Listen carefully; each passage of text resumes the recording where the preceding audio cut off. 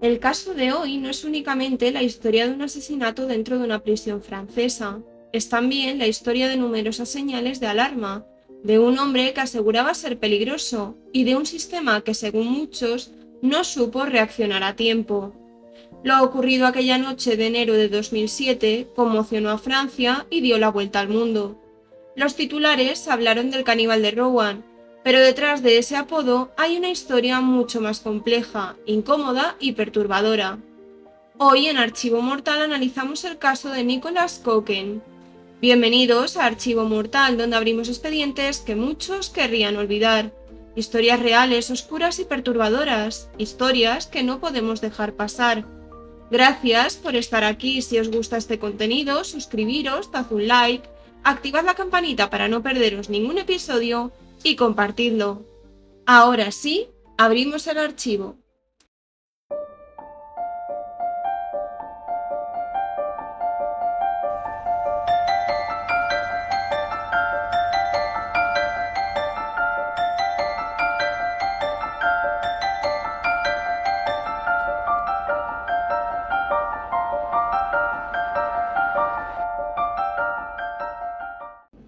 Empiezo pidiendo disculpas por si en algún momento pronuncio algún nombre mal. La noche del 2 de enero de 2007, Thierry Baudry, de 31 años, se encontraba en su celda en una cárcel al norte de Francia junto a Nicolas Cocaine, de 36 años. Thierry había ido al baño y no se había lavado las manos. Cuando Nicolas se lo dijo, le miró mal, pero ni siquiera le respondió. Aquello enfureció a Nicolas, dándole un ataque de rabia y una subida de adrenalina que no pudo controlar, lo que le llevó a abalanzarse sobre él, golpeando a Thierry por todo el cuerpo. Le cortó en repetidas ocasiones con una cuchilla de afeitar y le asfixió con una bolsa de basura, asegurándose que estaba muerto. Pero lo peor llegó después, cuando, según su propio relato, a la hora de la cena se le ocurrió abrirle el pecho con una cuchilla de afeitar, meter la mano y coger lo que creía que era el corazón, aunque resultó ser un pedazo de sus pulmones. Se comió una parte cruda y otra cocinada con una propia estufa que había en la celda. Lo hice por curiosidad. Quería saber qué gusto tenía la carne humana. La preparé con un poco de cebolla y arroz, y me lo comí. Describió entonces. Esto último fue una invención, ya que se comprobó que no había ni arroz ni cebollas en la celda. Asemejó el sabor con la carne de ciervo y afirmó ante el tribunal que le había gustado hacer lo que hizo. Había un tercer compañero en la celda que presenció todos los hechos y que no hizo nada, probablemente por temor, y que poco tiempo después, en noviembre de 2009, se acabó quitando la vida. En un primer momento se pensó que el tercer compañero había sido cómplice, pero más tarde se descubrió que no había sido así. Al día siguiente, un guardia de prisión encontró el cuerpo de Baudry tras el brutal crimen y el acto de canibalismo. Condenaron a Nicolas Cocaine a 45 días en una celda disciplinaria, pero en febrero el hombre interpuso un recurso de apelación ante la Dirección Regional de Servicios Penitenciarios, alegando que la duración de la internación y las condiciones de vida dentro del recinto disciplinario constituían una violación del artículo 3 de la Convención, que establece que nadie puede ser sometido a torturas, penas y tratos inhumanos o degradantes. Ante la apelación, la Dirección Regional confirmó la medida considerándola procedente. Sin embargo, en noviembre de 2011, el Tribunal Europeo reconoció que, debido a su peligrosidad, la autoridad penitenciaria hizo bien en aislarlo del resto de los presos. Además, que su atención fue adecuada, de tal forma que no excediera el nivel inevitable de sufrimiento inherente a la detención. Por lo tanto, el artículo 3 de la Convención había sido respetado por las autoridades. Antes de este hecho, Nicholas cumplía condena en la cárcel de Rowan, ya que la noche del 25 de marzo de 2006, el hombre había estado delirando e intentó abusar de una mujer joven a la cual amenazó con una pistola Taser. Los hechos fueron reportados de inmediato y Nicholas fue arrestado y encarcelado en el centro penitenciario de Rowan, donde su estado mental se fue deteriorando con el pasar de los días. En su historial criminal se podían encontrar un gran número de crímenes violentos como el robo a mano armada y los abusos sexuales. Para ese momento, la prisión estaba saturada a un 140% de su capacidad. Es por ello que se les había tenido que agrupar a los presos de tres en tres, mezclándolos de cualquier manera sin importar su peligrosidad.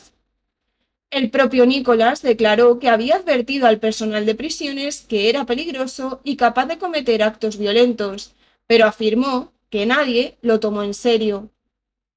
Los orígenes de este criminal fueron marcados por la inestabilidad. Nicolas Cockayne nació en 1971. Fue hijo de una mujer sin hogar de 21 años, paciente de psiquiatría diagnosticada como mentalmente deficiente y mitómana. Nicolás fue abandonado a los 2 días de nacer en una guardería del Departamento de Salud y Asuntos Sociales al norte de Francia. En 1975, una pareja de dos empleados de correo postal buscaban adoptar un niño y adoptaron al pequeño Nicolás. Con tan solo 6 años se enteró que había sido abandonado por su propia madre. Desde ese momento comenzó a tener problemas de conducta, pero los problemas reales llegaron en el colegio. Se negaba a participar en cualquier actividad. Nicolás tenía un coeficiente intelectual muy elevado. Conforme fue creciendo, sus profesores dijeron que igual necesitaba tratamiento psiquiátrico, pues era muy rebelde y no acataba órdenes. Tenía un carácter complicado y era indomable. En varias ocasiones escapó de casa y regresaba a los varios días sin importarle el sufrimiento que causaba a sus padres. Con 13 años fue a un campamento de verano donde un educador abusó de él. Al volver a casa se lo contó a su madre, pero ella no le creyó. Eso desató en Nicolás más ira y rebeldía. Hasta los 14 años estuvo yendo a un psicólogo infantil, pero su resentimiento hacia su madre biológica iba en aumento tras abandonarlo. Llegó incluso a decir a su psicólogo que si todavía vivía la asesinaría y escupiría sobre su tumba. En la adolescencia sus problemas se agravaron aún más, pues contaba con la compañía equivocada, jóvenes que abusaban de las drogas y el alcohol. Eso no era todo, pues cometían pequeños robos. En una ocasión le arrebató el bolso a una persona mayor y en consecuencia fue detenido. Meses después le volvieron a arrestar, en esa ocasión por consumir sustancias ilícitas en la vía pública. Con 15 años, un primo lejano lo agredió y abusó de él. Nuevamente, Nicolás se lo contó a su madre, pero de nuevo no hizo nada, hasta que años después, debido a los reproches constantes de Nicolás, fueron a denunciar, pero debido al tiempo pasado, la denuncia no fue procedente.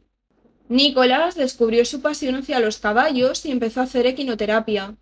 Con 18 años, Nicolás decidió buscar a su madre biológica, solicitando su expediente, pero no consiguió sacar nada en claro. Siempre le había molestado no saber nada sobre sus orígenes, lo que siguió generando rabia en el entonces adolescente. Su madre era consciente de la inestabilidad mental de su hijo e intentó hacer lo posible por ayudarlo y rehabilitarlo, pero Nicolás nunca se dejó ayudar por ella. El chico conoció a una joven llamada Natasha y comenzaron una relación, estableciéndose en la casa de sus padres durante un tiempo. Tuvieron un hijo y al principio todo parecía normal, pero con el pasar de los años el comportamiento de Nicolás era cada vez más extraño. Se sentía atraído por las cosas oscuras y macabras. Empezó a criar arañas y serpientes en su casa. A los 3 años de la relación se mudaron a una pequeña casa en Normandía y comenzó a tener diferentes personalidades. Natasha no reconocía al hombre del cual se había enamorado. Pronto la mujer se enteró que le era infiel y practicaba algún tipo de masoquismo con otras mujeres. Se comenzó a tatuar, incluido parte del rostro. Empezó a tener impulsos más violentos y cuando ella lo confrontó, le confesó sentirse atraído por lo siniestro y oscuro, además de tener deseos de cometer canibalismo. Natasha no entendía su cambio repentino y pensó que tenía fantasías que nunca podría complacer. Aunque la relación no estaba en su mejor momento, tuvieron un segundo hijo. Debido al comportamiento tan extraño de Nicolás, fue internado en varias ocasiones en un hospital psiquiátrico, donde se le diagnosticó con esquizofrenia. Tiempo después, Nicolás comenzó a deambular por las calles en busca de víctimas con la intención de abusar de ellas. No se sabe exactamente si sus verdaderas intenciones iban más allá y tenía intención de cometer actos de canibalismo o un asesinato. Encontró a una mujer de la que intentó abusar, pero afortunadamente no lo consiguió.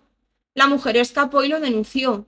Nicolás fue juzgado y condenado en la prisión de Rouen. El hombre no paraba de tener pensamientos relacionados con el canibalismo y sabía que no era normal. Pidió a los guardias que lo enviaran a una unidad psiquiátrica. Sentía que cada día empeoraba más y era consciente que cualquier día podía agredir a alguien, pues sus pensamientos eran cada vez más violentos. Sus peticiones fueron ignoradas. Al compartir una celda de 9 metros cuadrados con otros 2 hombres durante muchos meses, sin privacidad, comenzó a tener ansiedad por hacinamiento, generando desconfianza y rabia irracional entre los convictos. La noche del 2 de enero, Thierry Baudry cometió el error de mirar mal a Nicolas, que aumentó la paranoia en el hombre y le quiso hacer pagar por su falta de respeto. Así fue como cometió el crimen y el deseo con el que llevaba fantaseando desde hacía años: cometer canibalismo. Al día siguiente, cuando se le interrogó, Nicolas admitió haberse comido parte del cuerpo de su compañero de celda y que le había gustado hacerlo. Nicolas estuvo recibiendo tratamiento psiquiátrico. En 2010 comenzó el juicio contra este. Sus abogados declararon que el hombre no estaba en sus plenas capacidades mentales para ser juzgado. Su defensa culpó a la propia prisión por no permitir que Nicolas buscara ayuda profesional en su estado mental inestable. La propia madre de Nicolas testificó en el juicio afirmando que su hijo era peligroso, inseguro y necesitaba ayuda con urgencia. En 2005, la mujer había enviado una carta al entonces ministro del Interior, Nicolas Sarkozy. Natasha también testificó afirmando que creía que el hombre había estado experimentando cambios de personalidad severos antes de ser encarcelado. Nicolas admitió su culpa en el tribunal, confesando que era plenamente responsable del fallecimiento de Thierry Baudry, pero insistió que había estado pidiendo ayuda previamente en la misma prisión. Explicó que en un inicio pensaba que se estaba comiendo el corazón de Baudry porque quería tomar su alma, y agregó que tenía curiosidad en conocer el sabor. Afirmó que el hecho fue un grito de ayuda para el sistema penitenciario de Rouen. Los psiquiatras que trataron a Nicolas dijeron que se trataba de un caso patológico excepcional, siendo incapaz de manifestar el más mínimo sentimiento de culpa, lo que lo hace sumamente peligroso. El médico forense que analizó el cuerpo de Baudry dijo que al realizar la necropsia notó que un pedazo de pulmón había sido extirpado con precisión quirúrgica usando una cuchilla muy afilada. La familia de Thierry Baudry abandonó de inmediato la sala del tribunal cuando se dieron a conocer los datos de la necropsia. Nicolas se enfrentaba no solo a cargos de asesinato, sino también de tortura y cometer actos de barbarie. El 24 de junio de 2010, Nicolas Cocaine fue condenado a 30 años de prisión con un periodo de seguridad obligatorio de 20 años, lo que significa que tiene prohibido por ley solicitar cualquier tipo de reducción de pena o libertad condicional antes de cumplir ese plazo. El tribunal determinó que aunque Nicolas padecía una enfermedad mental grave que afectaba profundamente su mente, no había perdido por completo el control de sus actos ni la noción de la realidad. Más allá del impacto que provoca este crimen, el caso de Nicolas Cocaine sigue generando una pregunta incómoda. ¿Se podría haber evitado? Durante el juicio salieron a la luz informes psiquiátricos, ingresos hospitalarios y declaraciones del propio Cocaine asegurando que había pedido ayuda y que era consciente de que podía hacer daño. Los expertos debatieron durante años dónde terminaba la responsabilidad individual y dónde comenzaban los fallos del sistema penitenciario y de salud mental. Nada de eso devuelve la vida a Thierry Baudry, la víctima de este crimen, ni borra el sufrimiento de quienes tuvieron que vivir las consecuencias de aquella noche. Porque al final, detrás de los titulares más impactantes, siempre hay personas reales, y esa es la parte que nunca deberíamos olvidar. Si este caso te ha impactado, te invito a seguir el canal, compartir este episodio y dejar tu opinión. Siempre desde el respeto, por supuesto. Me ayuda muchísimo a seguir investigando y dándole voz a otras historias. Nos escuchamos muy pronto con el siguiente caso.